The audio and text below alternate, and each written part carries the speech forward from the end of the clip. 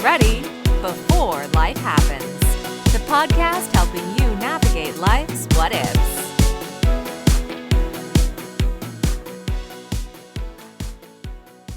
Welcome to Get Ready Before Life Happens. I'm your host, Tony Stewart. Today, I'm joined by Carol Chiang, aging in place expert, author of Age in Place or Find a New Space, and founder of Evolving Homes. Carol, welcome to the podcast. Great to have you here today. Yeah, thank you so much for having me. Yeah, well, I love the work that you're doing and everything. So, can you tell us a little bit about yourself? What is your origin story, and how did it lead to you writing Age in Place or Find a New Space? Yep. So my background is in occupational therapy. I'm a clinician. I spent 13 of those years working in home environments. So that means working side by side with caregivers in the trenches, looking at the messy stuff and kind of getting insight into what kind of struggles people are going through behind closed doors. I think, right now in our healthcare environment, we don't have enough time for education. We're just trying to patch things up and send them out the door. And so I find that caregivers end up at home and they just don't know what's going on and what they need to be doing. So I found it difficult to leave people like that. I felt like I needed to educate them and help them, and it led me to starting my business, Evolving Homes, which was really trying to solve this gap between hospital and home. The biggest problem generally is that Medicare Part A is only for the hospital. Medicare Part A is only for home health. So what happens is that you can't have both at the same time. And that also means that you can't have anybody preparing in advance what you need to be doing unless you're getting instruction in the hospital, which you are not. So Hmm. my business started with working with the case managers who knew that somebody with maybe a traumatic injury was coming out of the hospital. Traumatic mostly because those ones tend to be the ones that were perfectly fine one day and then had a car accident and now they are paraplegic, for example. So their lives were Oh. totally fine, then they're not, and that means that their homes are definitely not ready for occupancy with a completely new state. So strokes, brain injuries, spinal cords, these are all guys that I would do a lot with. And unfortunately, because of this insurance gap, what would happen is that this is just private pay. You can't manage this any other way. And what would happen is that the case managers would call me a few weeks prior to discharge and say, we know they're going home. Can you go to the home with the caregiver, take a look and see what you think? What needs to get done? And like, what are the things that need to get done right now so that they can go home? And what are the things that they will need to be thinking about long term? And essentially, the more time that they gave me, the more time that we had to think about a longer, bigger term strategy. So instead of band-aid solutions of throwing up grab bars, but could we think about, well, we were planning to renovate this anyway. Do we have time to order the things that we need, get the people in place in order to take care of all this? But, the thing is that you can only do one person by one person by one person. And I recognized that kind of early on. And I thought, oh, we need to do better. So I started working with brands. So brands to create the products that would tailor their offerings better to the people who I knew really well, just like my own family. So I'm a mentor for the Age Tech Collaborative. So these are startups that are working in the age tech space. Um, I work directly with those brands, and I also work with AARP. I think this is November, it's caregiving month. So probably 3 years ago, we put out a webinar where I was really looking towards empowering homeowners about what is it that you need to be thinking about, but also like what's the process? Because what I was seeing happening was that people would advertise in the paper, oh, I can create an aging in place experience for you. And then they come to your house and they tell you, this is what you need, this, and this is how much it'll cost. And it's wonderful to have the people to be able to do that, but it puts the homeowner at a disadvantage. They're a passive recipient of the information and not an active participant in the decisions because they don't know. So the way to solve that is to provide that education, teach the homeowners in this situation, what is it that you'd be probably looking for? What are you trying to solve? What would it potentially cost? So, I really kind of tried to look at it from all those areas, but still, one of the things that I realized that the solutions were coming not just out of US and Canada, but they were coming out of Germany, out of New Zealand, Australia. These are countries where they were putting a lot of grant money into development of the products and services that could be useful. So I realized, wait, we're trying to invent all these things over here, not recognizing it's been normal for 10 years across the globe. So I started doing a lot of this global investigation and doing kind of talks back and forth. So recently in September, I was at Singapore Design Week and I was talking about all the great solutions that the Americans have come up with and use routinely that the Singaporeans think, oh my gosh, that's such an easy solution. Why didn't we think about this? And then and in reverse as well, there are lots of really cool things that are being developed in other parts of the world that we just have no idea about. And really, your first question was, why'd you write the book? And the answer to your question is really that you can see this huge web of knowledge that you need to have. And I just needed a way to scale that faster. I just couldn't work 24/7, 7 days a week, trying to run around and plug all the holes, especially knowing that there is a huge caregiver shortage already that's going to get worse. We've got healthcare systems that everybody's running around like a chicken with no head on, and solo agers that are totally unprepared for these crazy costs for paying for in-home caregiving. And 10 years from now, we're going to have more people over 65 than 18. So we have to be doing something about it right now. And my book was really downloading everything out of my brain, sticking it inside of a location that anybody and everybody could access, especially libraries. That's been my big push, trying to get my book into libraries so that even people who don't have the money to pay for a singular book, they can go get the information for free. I want access, equal access to the information that they need to take care of their families. Well, that's awesome. So, one of the things that, comes up is that, I mean, there's so much there. Um, but one of the things that come up is that people don't even want to talk about this. And that's something that I know personally have faced with parents, is like, we need to do something about this. Maybe this house isn't safe, or whatever. Is how do you just even start to have that conversation so people, aging is hard. Nobody wants to think about it. Yeah. You know, um, my favorite chapter, right, in my book is what was it again? Yes, why people resist and how to gently shift that mindset. Like, why why are those conversations hard? I think that the reason is because we aren't putting ourselves in their shoes. We're not thinking in that situation that we're going to be in, by the way. Time's not stopping for anybody. So that's going to be us one day as well. Recognizing what is motivating them to stay at home. Why don't they? Why wouldn't they be interested in a change? Like digging into these questions is something that I tell people that you absolutely have to understand and find out more.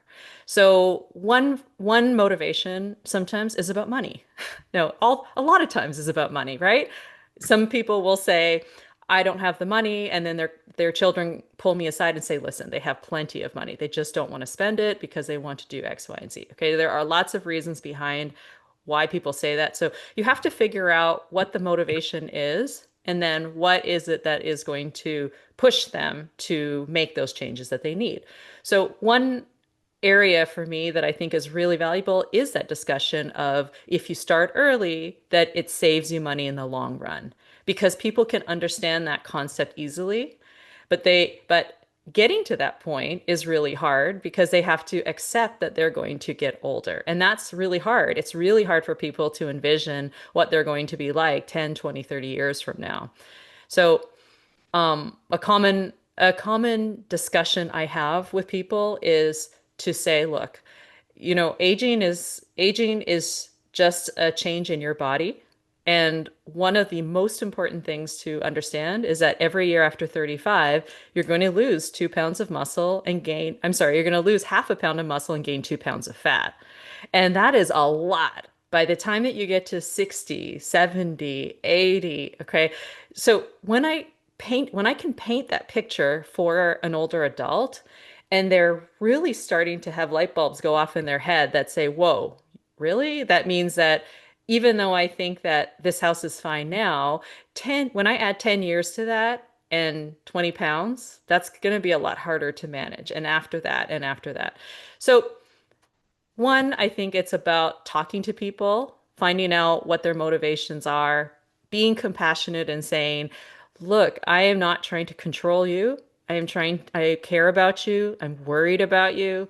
And can we talk about some choices that we could make? And looking at those baby steps, like what is a tiny little baby step that we could do to get a little bit closer to it?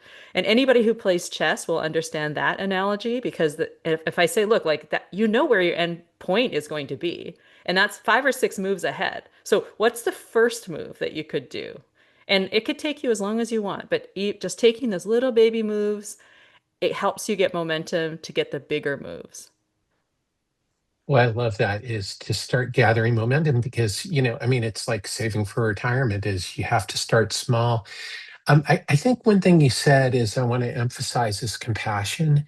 Yeah. Um, is there are a lot of financial planners who tune into the show is so, what advice do you give to, financial planners and other advisors who are working with people to show compassion in this area? Yeah, I was a speaker at MIT Age Lab's plan event a few years ago. It was probably one of the first ones that they came out, and we had all the financial advisors, top 10 in the country, that were there. And I was asked a very similar question, and I said, it's really about showing heart and talking about your personal stories, getting away from this idea of a perfectly dressed, buttoned up demeanor and coming around the desk and just like, let's have a one-to-one talk. I think that it comes on both sides. It doesn't come right away. Older adults, if they're going to go see the doctor, a financial planner, a banker, or whatever, they are working hard behind the scenes to get ready for that appointment. It takes, an hour to take the shower, get their hair done, put their makeup on, and everything. I mean, they want to be perfectly groomed, look like they have it all together, and they get in front of you, and the doctor says, "How are you doing?" They're like, "I'm great." And the doctor says, "Well, why are you here?" Because see, if you have this superficial look to you, you can't connect with somebody.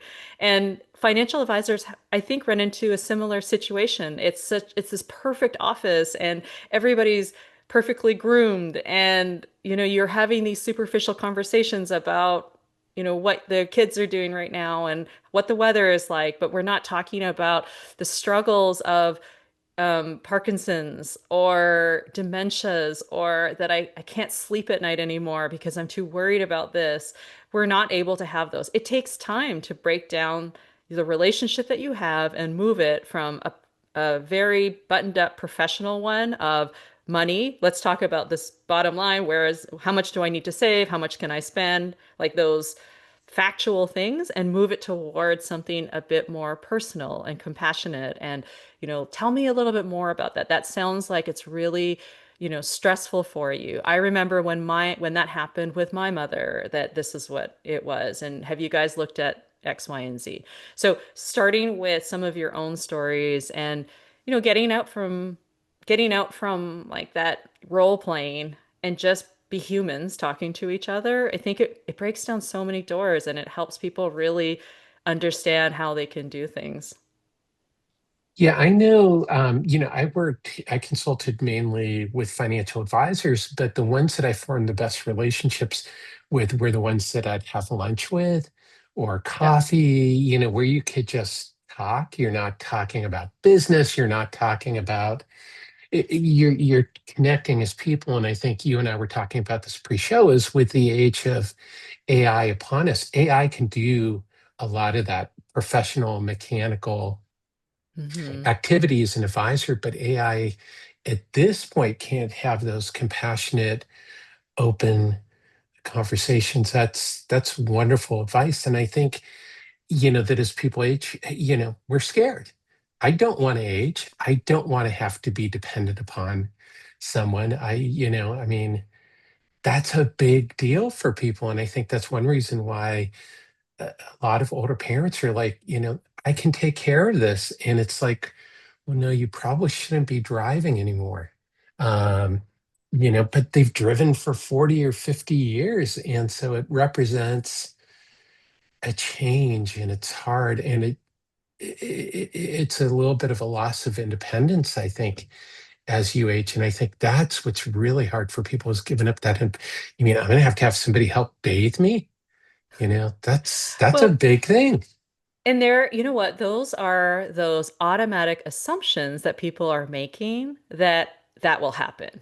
But it's not a straight trajectory. We're not all on the same road. There are a lot of different kinds of 50-year-olds, 60-year-olds, 70-year-olds. I mean, I have known 90-year-olds that still, work and in a physical job where they are doing construction type stuff, like lifting 20, 30-pound bags. And that's why they're so healthy and 90 years old. So the idea that we are all going to eventually need help with bathing and be in a wheelchair and need 24/7 care, this is not true. It's absolutely not true. And a big part of my book is talking about why we need to be planning for aging in place decades before.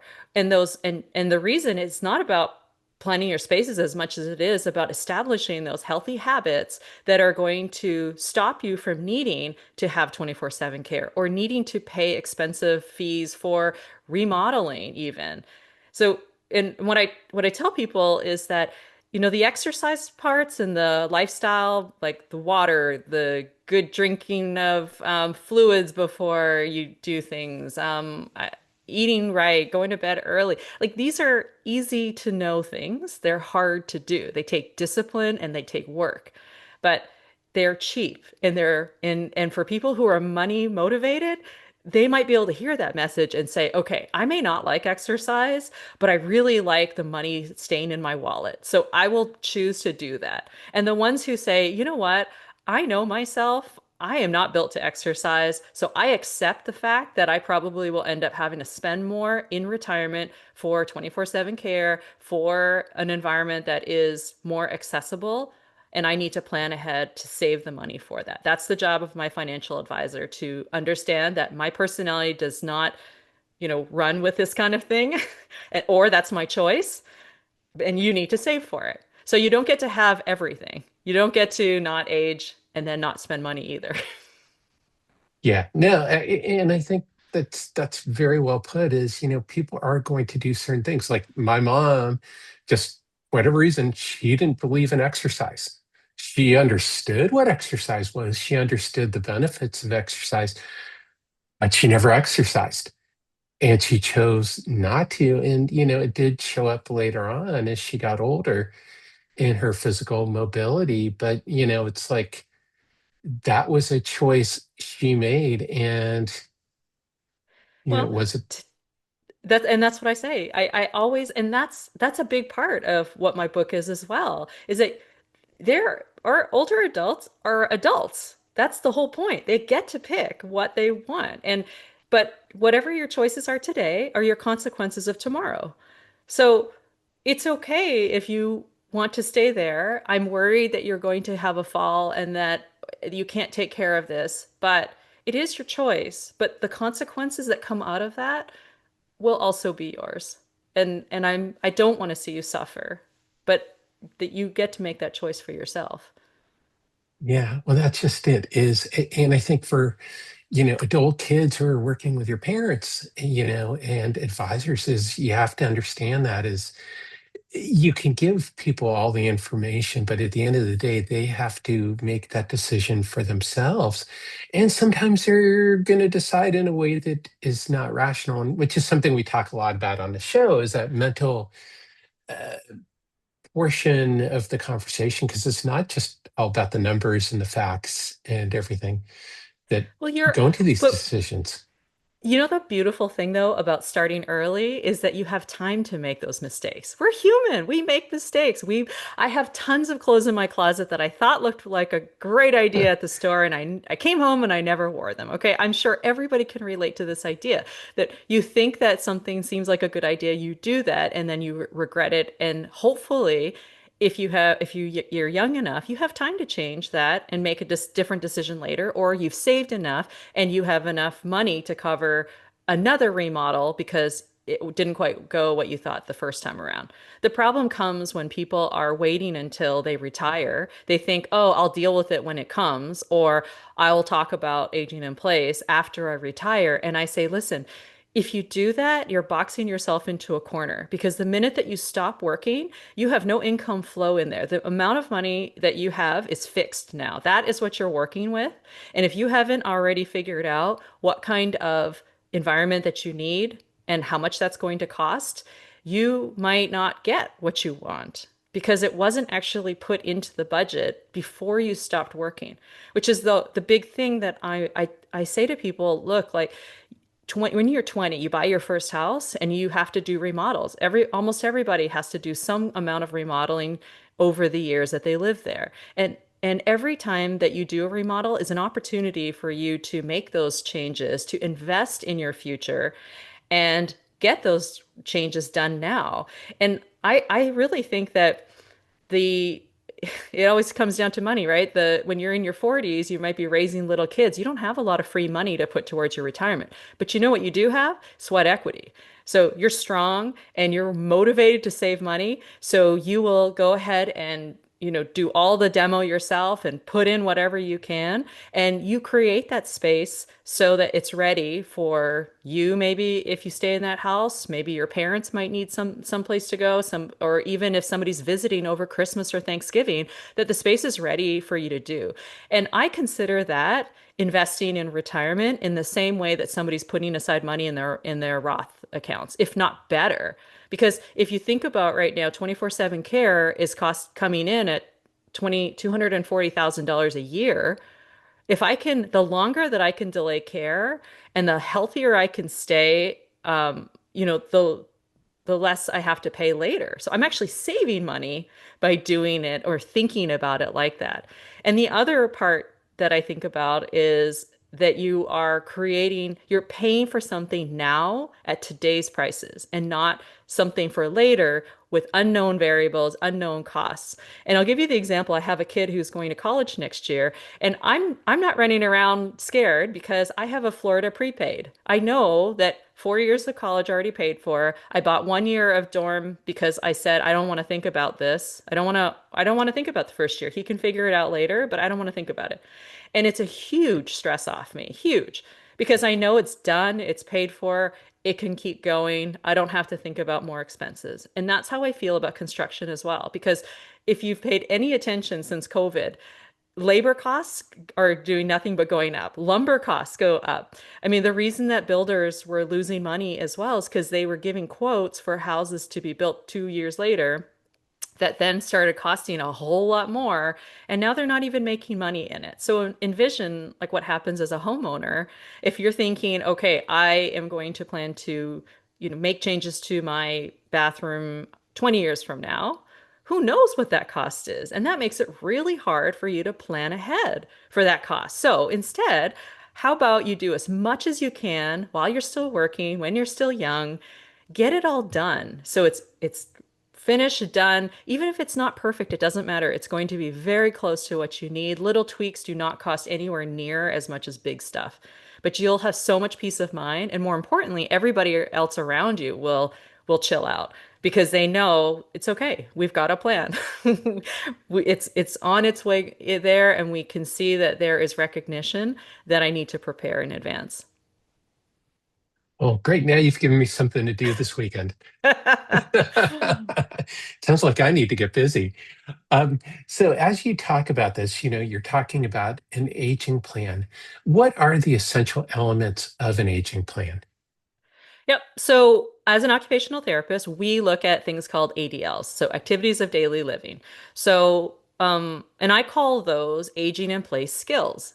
And the reason is because ADLs are can you get yourself out of bed? Can you get yourself dressed, bathed, toileted, groomed? Like all of these things that we take for granted day to day.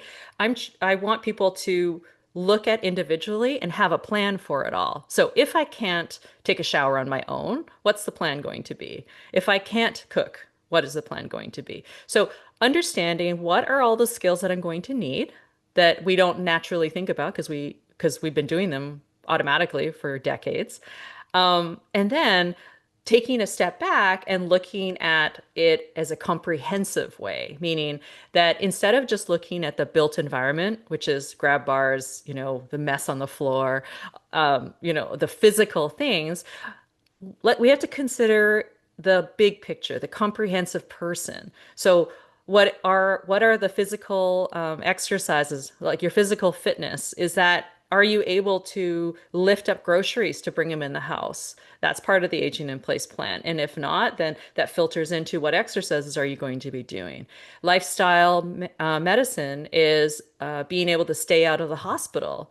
Because if you're not a good water drinker and you are constantly in and out of the hospital for urinary tract infections, which might lead to mental status changes or falls from weakness, that's not aging in place either. So you have to be, you need to have good routines in life. What time do you wake up? When do I exercise? I keep my blood sugar under control. I keep my blood pressure under control with decreased salt. All of those things make a difference to age in place. And then lastly is technology, because you need to have social engagement. You need a way to get help if you need something. So many people are living alone in houses that are wedged inside of subdivisions, let's say. Everybody else is at work during the day. If you go out to the mail and you trip and fall, you can be in your driveway for a very long time without being found. And unfortunately, I can think of at least 5 or 6 of that exact situation that I have seen over the years. So aging in place, to me, you've got to have the skills, you've got to be looking at the big picture, and then you need the right people on your team. So you need to know, first of all, you need to know what to do.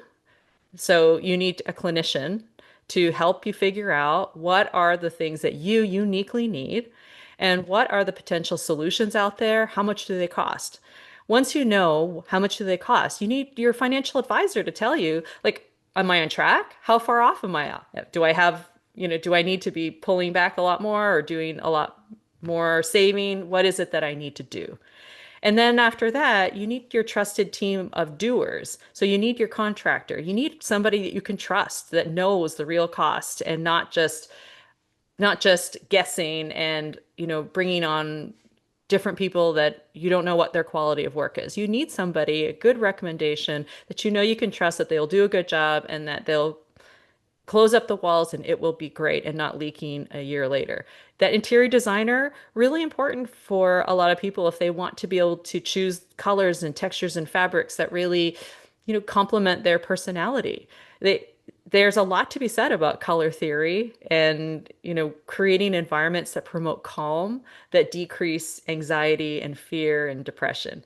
I also talk about assisted living locators, which is these are people who take you on tours of communities so that you know what the options are. It's not that you're actually going to move in, but you need to know what is your backup plan if I can't stay here.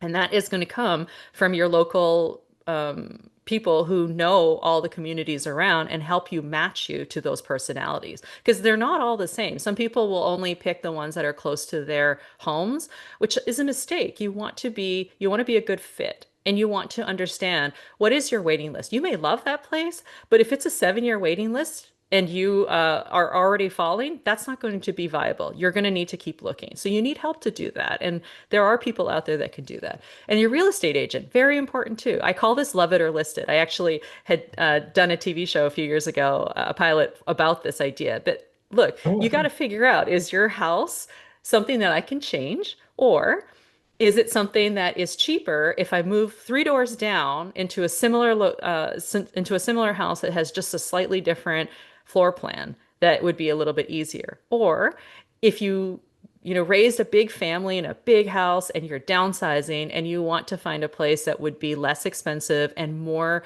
accessible with less changes, that is a real estate agent that you need. And then my last ones are, all the ones you see on TV, on The Biggest Loser, Home Edits, these guys, the personal trainers, nutritionists, like your professional organizers, your handyman. So depending on what your skills are or like who you have in your family that could do some of these for you or not, like pick these people who are helping you get to a point where you can be independent and doing things on your own for a lot longer.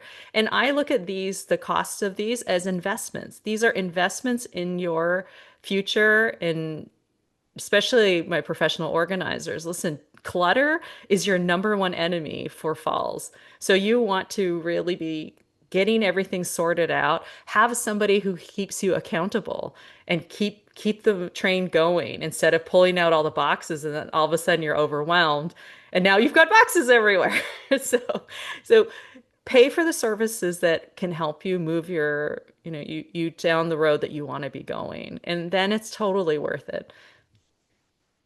That's awesome advice. And is that something that you go through in your book, how to create an aging plan and all the facets?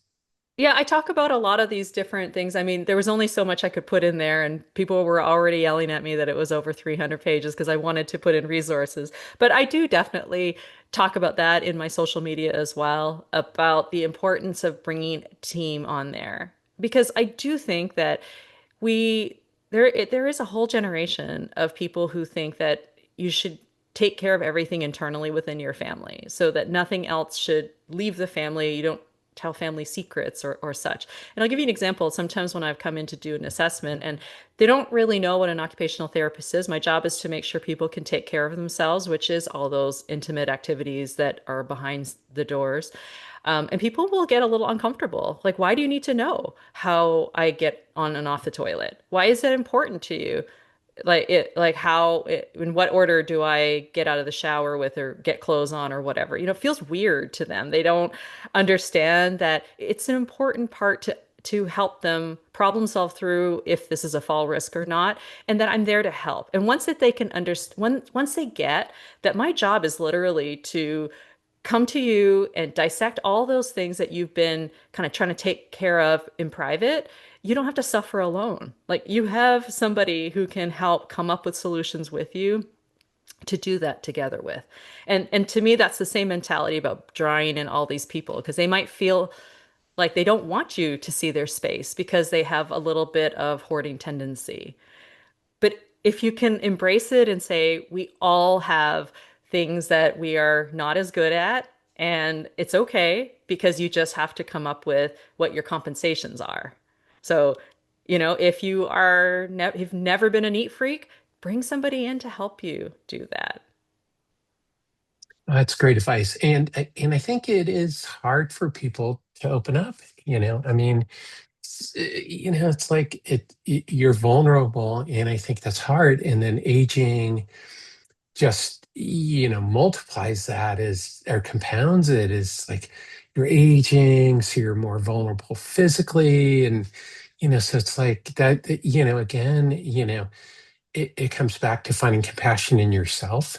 You mentioned compassion earlier and I think that's a big part of it is that you have to give yourself some grace with these things and accept that we all have stuff that we and often we judge ourselves more harshly than somebody else is going to judge you because I would imagine when you go out and look at homes or things you don't sit there and go ooh this is really bad so No, and I'm a big MacGyver fan, and I only look at everything as opportunities to improve and to find solutions with.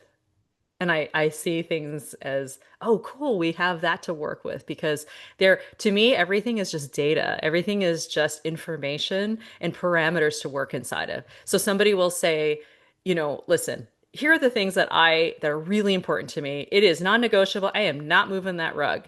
Like you can drag me out of here before that rug's leaving.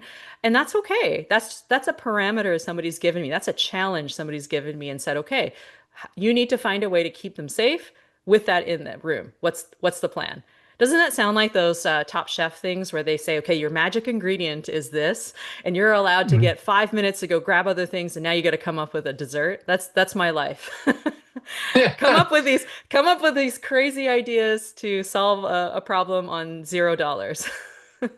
Well, but that's, being an advisor and being a guide is that you have to take what you're given and to work with it and work with the Yeah. parameters of what somebody wants, Yeah. because it's never going to be a perfect situation. So, Carol, to start to wrap up, I have what's called the Get Ready Hot Take Trio. These are three questions that I ask all of my guests.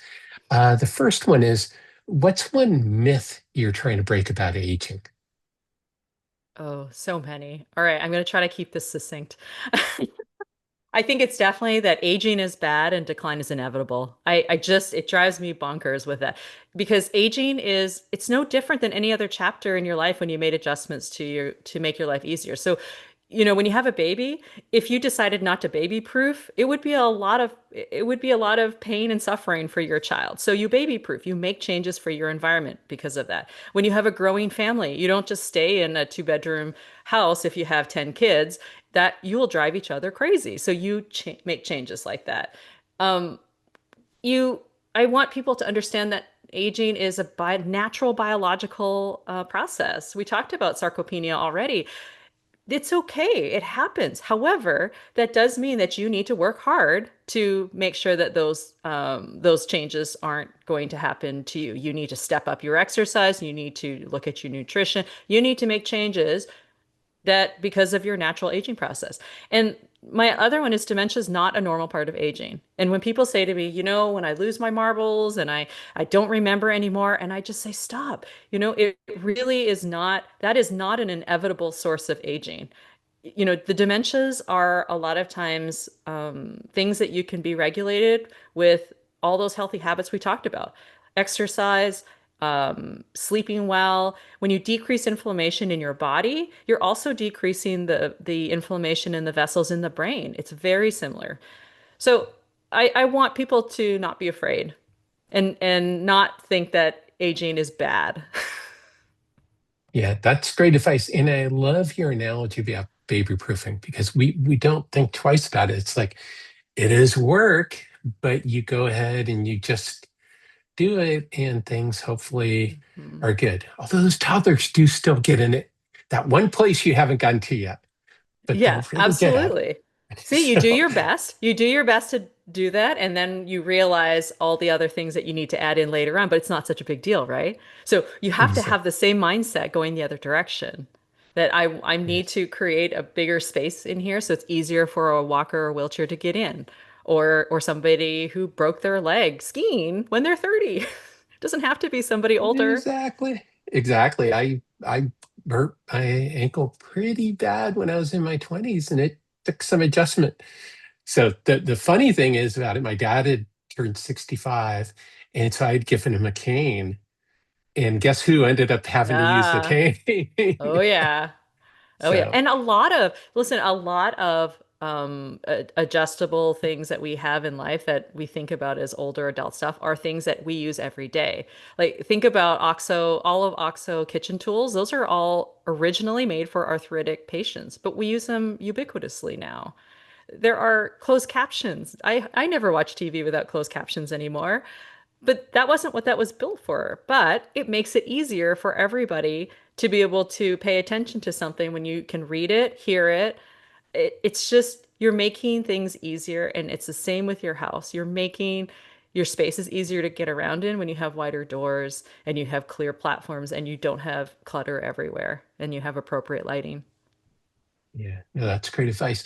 So the next one is this is we'll get out the time machine for a minute. So what advice would you give your younger self about preparing for the future, knowing what you know now?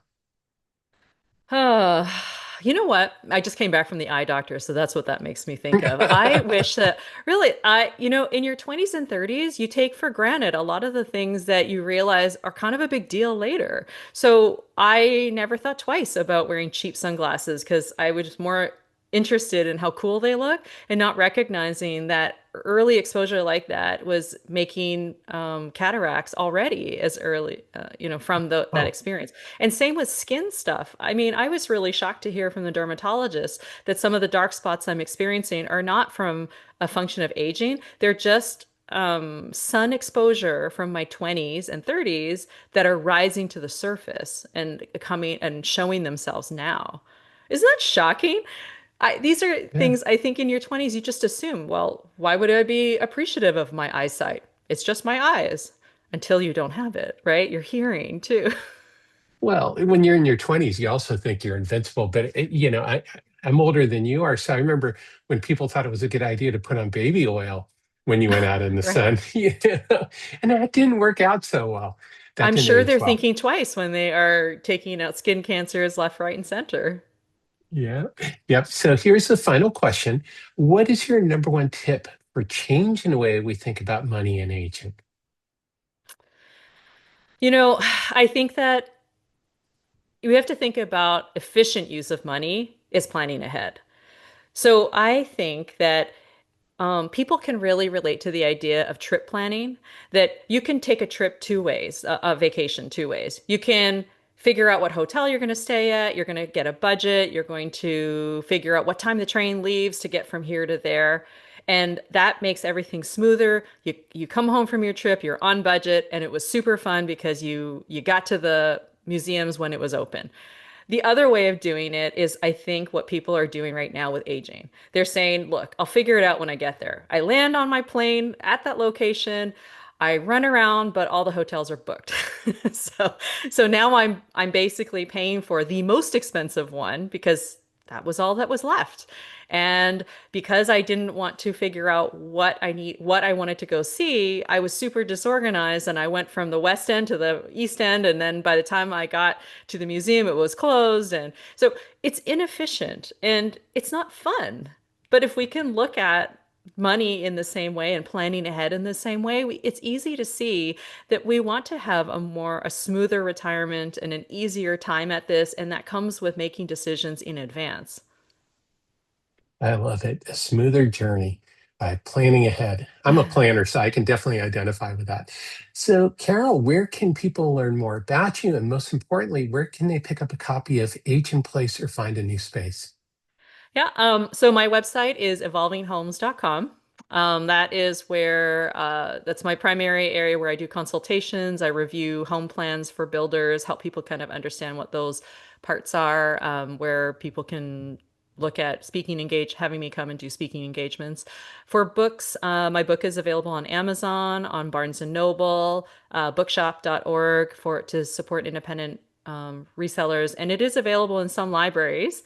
Although, what is very helpful apparently is the more people that do reviews on Amazon, the better, because that's where the librarians are looking to see what people are interested in. What do they want? What do they like about it? So please, if you read my book, please do a review. There you go. That's always helpful to any author is to give a review, and glad you gave a shout out to bookshop.org.